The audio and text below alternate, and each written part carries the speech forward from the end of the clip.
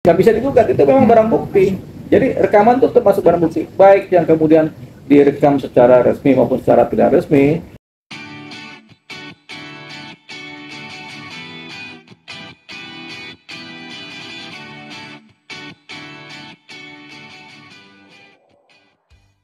Prinsipnya kalau dibilang bukti, semua itu udah bisa langsung nanti.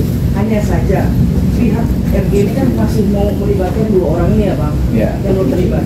Nah, kalaupun pada akhirnya tinggal 1 hari lagi pada akhirnya, bisa gak sih loh? Pertama adalah lawyer bilang, yaudah, pilih 1.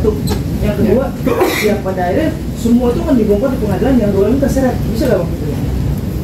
Nah, kalau ada 2 orang lagi yang dikejar, tapi kemudian karena waktu tidak cukup pembuktiannya, akhirnya seorang Nikita Mirzani bersama Mail tetap disidang duluan.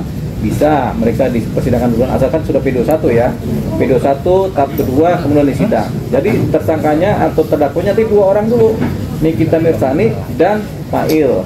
Tapi ketika terjadi proses pembuktian dalam persidangan, di mana saksi-saksi diperiksa, bukti diperiksa, di mana kemudian setelah debat-debat dengan jaksa dan pengacara, diketahuilah bahwasanya ada pelaku lain, yaitu si A dan si B yang memang terkait.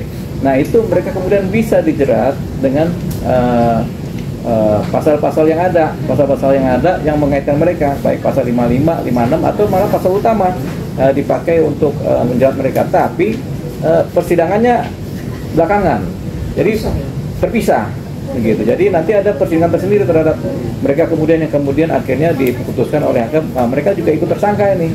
Nah, kemudian mereka diproses dengan pemberkasan tersendiri dan persidangan juga tersendiri. Kasus baru ini. Kasus baru.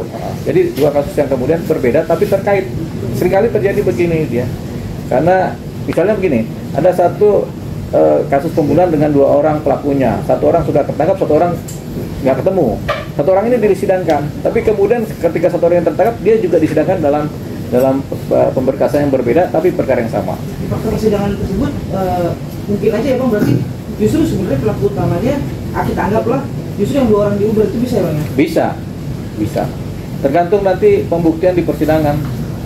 Cerita-ceritanya nanti kan ada ngalir ini. Kan sementara kan ini bukan yang tahu masih penyidik sama jaksa, hakim belum tahu. Kalau hakim juga udah tahu, nanti pengacara juga tahu, nanti akan ngalir tuh proses terciptanya alur-alur kebenaran dari suatu proses perkara. Bang, yang menarik juga kemarin soal perbedaan pendapat soal bukti utama itu berupa rekaman. Kalau dari pihak Reza Geladi sendiri kan menganggap itu bukti itu ya sah gitu. Sementara dari pihak Nikita, Bang Pamitan itu bukti nggak sah karena ya justru bisa berpeluang dilaporkan balik gitu Bang, karena tanpa sepengetahuan salah satu orang yang direkam gitu Bang. Dan sebenarnya kalau dari status bukti itu sendiri gimana Bang? Sementara itu kan bukti untuk membuktikan suatu dugaan kejahatan, tapi dari pihak kita menganggap itu bukti yang tidak sah gitu Bang. Ya.